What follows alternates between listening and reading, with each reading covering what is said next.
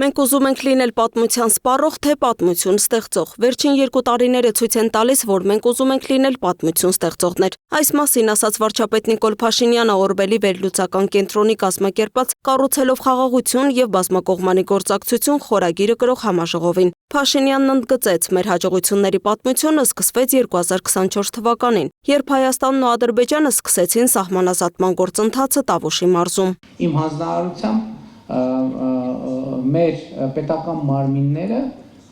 կազմակերպում են, ես անձամբ էլ մասնակցում եմ, կազմակերպում են տարբեր այցելություններ քաղաքացիական հասարակության ներկայացուցիչների, մտավորականության, քաղաքական գործիչների, երբեմն կուսակցական գործիչների, երբեմն Սփյուռքի մեր հայրենակիցների այցելություններ, սահմանազատված կիրանց եւ հարակից հատվածներ ցույց տալու համար, թե ինչ նկատի ունենք մենք խաղաղության օրակարգ ասելով։ Եվ պիտի ուղիղ եւ անկեղծ ասեմ, հետագայում մենք նաեւ որոշակի մոնիտորինգ ենք անում մարդկանց տպավորությունների եւ արձագանքի վերաբերյալ։ Ես առայժմ չունեմ որևէ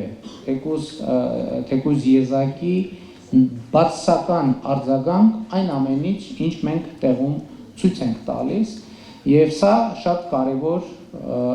կարևոր հաջողության պատմություն է, որը ունեցավ շարունակություն։ Վարչապետի դիտարկմամբ այս ճանապարհին հաջողության առանցքային պատմությունը 2025 թվականի օգոստոսի 8-ին Վաշինգտոնում տեղի ունեցած խաղաղության գագաթնաժողովն էր, որի արդյունքներով ընդունվեց հռչակագիր, նաև նախաստորագրվեց Հայաստանի եւ Ադրբեջանի միջև խաղաղություն եւ միջպետական հարաբերություններ հաստատելու մասին համաձայնագիրը, եւ այդպիսով Հայաստանի Հանրապետության եւ Ադրբեջանի միջև հաստատվեց խաղաղություն։ Նիկոլ Փաշինյանը թվարկեց Հայաստանի եւ Ադրբեջանի միջև վերջին շրջանում արձանագրված հաջողության պատմություններն ընդգծելով հաստատվել է խաղաղություն։ Սա ըստ էության Հայաստանի եւ Ադրբեջանի միջև միջպետական հարաբերությունների հաստատման անկյունակարային մի կետ է, շրջադարձային մի կետ, որով երկու երկրները ըստ էության արձանագրում է, որ միմյանց տարածքային ամբողջականությունը ճանաչում են 1991 թվականի Ալմաթի հռչակագրի հիման վրա, ինչը նշանակում է, որ Հայաստանը եւ Ադրբեջանը ընդունում են, որ անկախ Ադրբեջանի տարածքը նույնական է խորհրդային սոցիալիստական ադրբեջանական հանրապետության տարածքի հետ, իսկ անկախ Հայաստանի տարածքը նույնական է հայկական խորհրդային սոցիալիստական հանրապետության տարածքի հետ։ Հայաստանի եւ Ադրբեջանի միջև հակամարտությունը քաղաքական առումով լուծված է, բայց սոցիալ-հոգեբանական առումով շարունակվում է, ասաց Հայաստանի ղեկավարն ու հավելեց. Հետևաբար այս դրամաբանությունը ժամանակ առ ժամանակ արտահայտվում է եւ Ադրբեջանում եւ Հայաստանում, արտահայտվում է մամուլում, արտահայտվում է հանրային շրջանակներում, արտահայտվում է փորձագիտական շրջանակներում, արտահայտվում է անգամ երկրների առաջնորդության մակարդակում եւ մենք պետք է նաեւ այս երևույթի հետ հարաբերվելու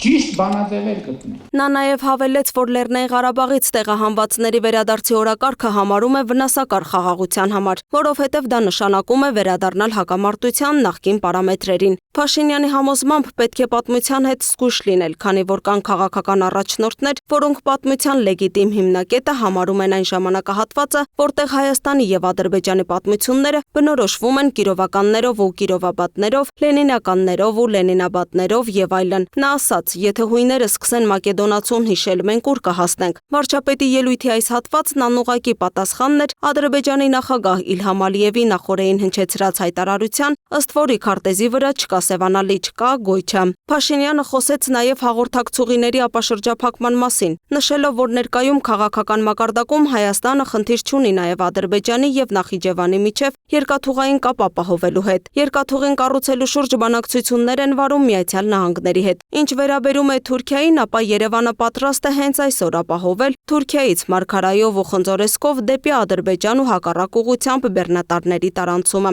Առհասարակ Փաշինյանը կարևոր է համարում խաղաղության խաչմերուկ, մեկ գոտի, մեկ ճանապարհ, նաև թրիփ նախագծերը, որոնք լրացնում են մեկը մյուսին։ Վարչապետի աշխատակազմի ղեկավար Արայք Հարությունյանը եւս հավատում է, որ խաղաղությունը չունի այլընտրանք ու ոչ միայն նպատակ է, այլև կայուն զարգացման նախապայման։ Առաջնորդվելով այս համոզմունքով Հայաստանը հետևողականորեն առաջ է մղում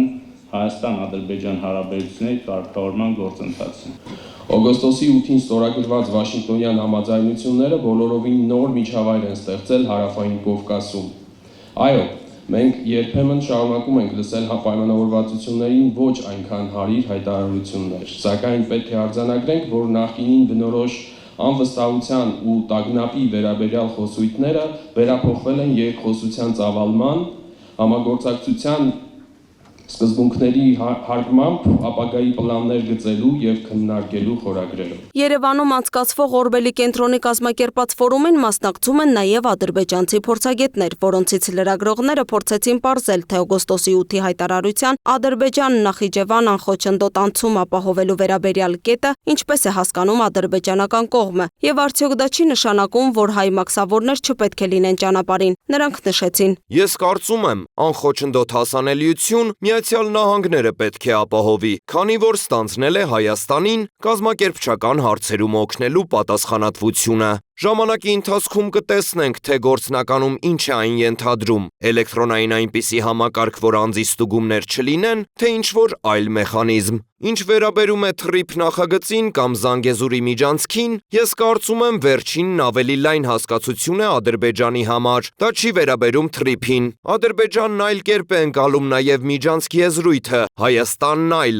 Ինչ վերաբերում է ադրբեջանցիների Հայաստան վերադարձի Բաքվի խոսույթին, պետք է հասկանալ, որ Ադրբեջանում ահռելի մեծ համայնք կա, որը ժամանակին ապրել է Հայաստանում։ Նրանք ենթաէթնիկ խումբ են, ունեն իրենց ծեսերը, պարերը։ Արհամարհել այդ համայնքի գոյությունը սխալ կլինի։ Իմ կարծիքով ժողովուրդների միջև շփման ընթացքում պետք է փորձենք այդ համայնքի անդամներին ևս ներգրավել, որպեսզի ի վերջո որոշակի հաղորդակցություն ձևավորվի։ Մենք կարող ենք կռվել, վիճել, բայց պետք է հաշվի առնենք միմյանց դիրքորոշումը։